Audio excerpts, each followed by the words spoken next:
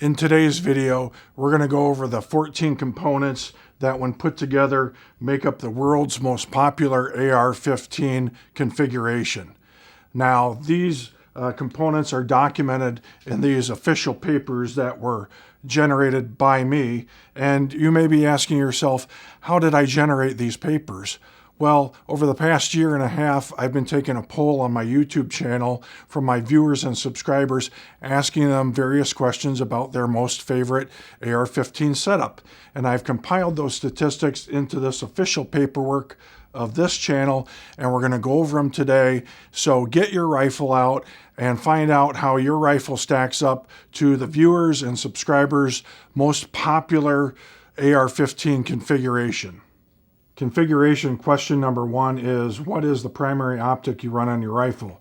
And as you can see, the red dot holographic response was 55%, with other responses: low power variable optic 18%, scope and exposed turrets a measly 3%, ACOG 9%, and 15% just prefer to go old school and do the irons setup. But as you can see on my rifle that I chose to build here, I have a red dot holographic sight on this rifle, which was chosen by the vast majority of my viewers or subscribers. Configuration question number two was, what kind of backup sights do you run on your AR-15, if any? Fixed irons was 17%, 45-degree offset 10%. I thought there'd be a little bit more. Flip-up irons was at 63%, not surprised by that. RMR was 2%, and 7% don't need backup irons. Once again, on my rifle that I chose to build, I like to have the fixed iron setup. I don't generally like to run the flip-up irons unless I'm running a scope over the top and they sit underneath.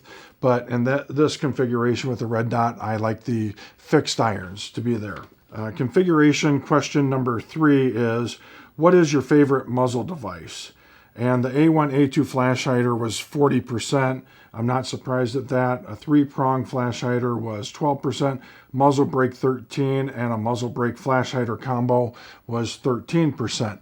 Now on this particular setup, I have a four-prong flash hider, which I would assume would accept as same as a three-prong flash hider, but I like to have that on there. It doesn't need a crush washer. I just twist it right onto the barrel and it's no problem. The fourth configuration question is, what is your preferred barrel length for your AR-15 rifle?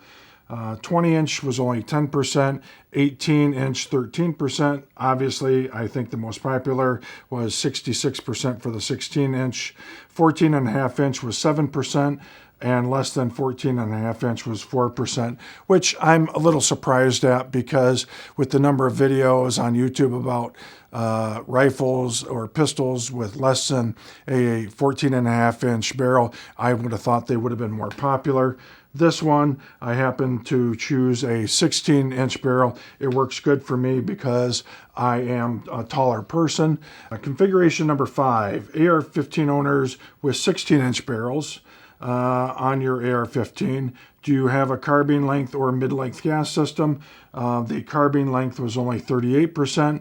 The mid-length gas system was 49%. I was not surprised by this answer.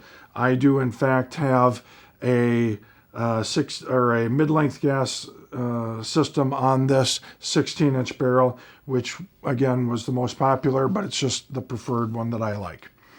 Configuration number six. What is your preferred twist rate for your barrel? 1 in 7 was 32%, 1 in 8 was 46%, 1 in 9 was 13%, and 1 in 12, 0%, and a couple people didn't know how to determine their twist rate. I was a little bit surprised on this answer. I thought there'd be a little bit more AR-15 owners with a 1 in 9 twist. This one happens to have a 1 in 8 twist, although I do shoot 1 in 9 twist barrels, and I do generally like them as well. The 1 in 7 twist, I only have one rifle with that configuration. What is your favorite kind of barrel is configuration question number 7. Chrome lined, 31%, nitride melanite 45%, chrome moly 11%, stainless steel 13%. I was a little surprised again with this answer. I didn't realize that nitride melanite would be a favorite and by such a margin. This one happens to be chrome lined. It just came in that configuration and it does its job and is easy to clean, so I do like it. I also prefer stainless steel barrels for the long distance shooting that I do. Configuration question number 8. What kind of handguard do you prefer in your AR-15 rifle or pistol?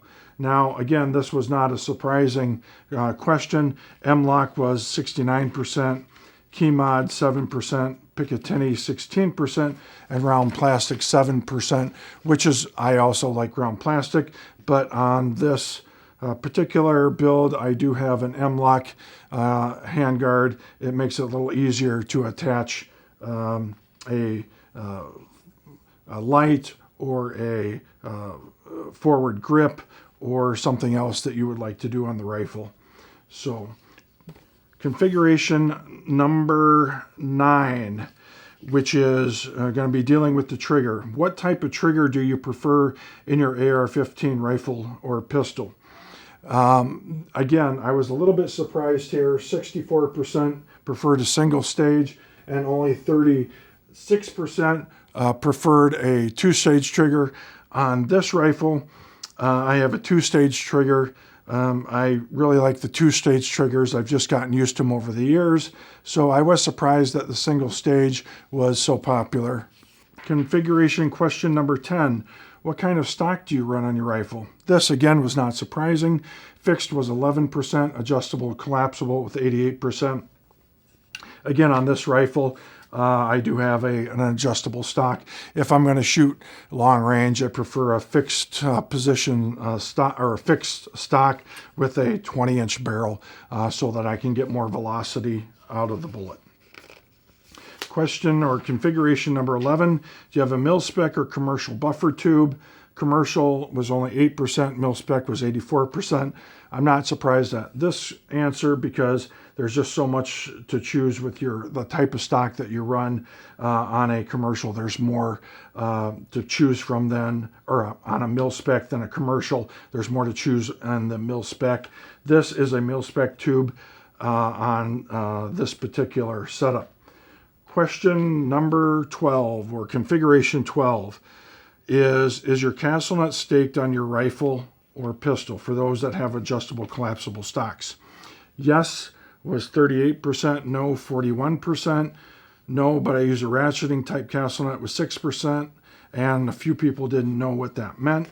But on my particular rifle, I chose to go with the ratcheting style castle nut.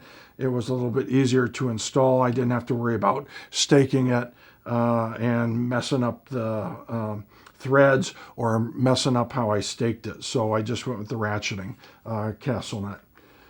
Configuration question number 13 is what kind of bolt carrier group do you run in your AR-15 rifle? Not surprisingly, M16 style was 51%. AR-15 style was 21%, and there was 11% where it didn't matter to them. In this particular rifle, I have an M16 style bolt carrier group. I have other rifles with AR-15 style bolt carrier groups. Haven't really noticed the difference in performance between them, but it's just whatever you choose to run in your particular setup. All right, configuration question number 14 is, what is the best coating for a bolt carrier group? And this one I was surprised with. 11% chose chrome, 8% chose phosphate, nitride was 29%, nickel boron was 46%, and something else was 5%. I was a little surprised about the nickel boron percentage. This one has a phosphate finish. Most of mine have either a phosphate or I do like the chrome. It's easy to clean, but I was surprised that so many people were running a nickel boron style coating on their AR-15 bolt carrier group. Well, I hope you found this video interesting and enjoyable, and take it with a little tongue-in-cheek that it's the world's most popular setup, but it gives you a little peek as to what other people prefer on their rifles. For more AR-15 related content, including long-distance shooting, be sure to check out my channel. God bless and guide America. Have a good one, and thanks for watching.